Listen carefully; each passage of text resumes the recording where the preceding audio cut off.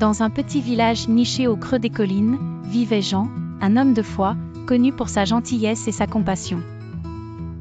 Près de chez lui résidait un voisin, Marc, dont l'amertume et le tempérament acariâtre faisaient de lui une présence difficile pour tous dans la communauté.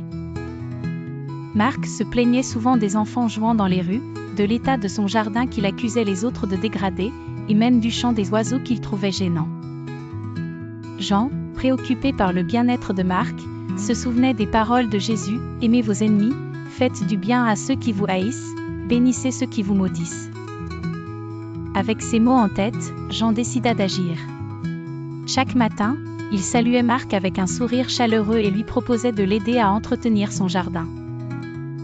Il lui apportait parfois des pâtisseries maison, espérant adoucir son cœur.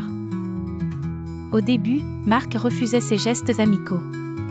Mais petit à petit, la persistance de Jean fit son effet. Un jour, après une forte tempête, Jean trouva Marc en train de réparer la clôture endommagée qui séparait leurs propriétés. Sans hésitation, Jean prit ses outils et se mit à l'œuvre à ses côtés, travaillant en silence et avec dévouement.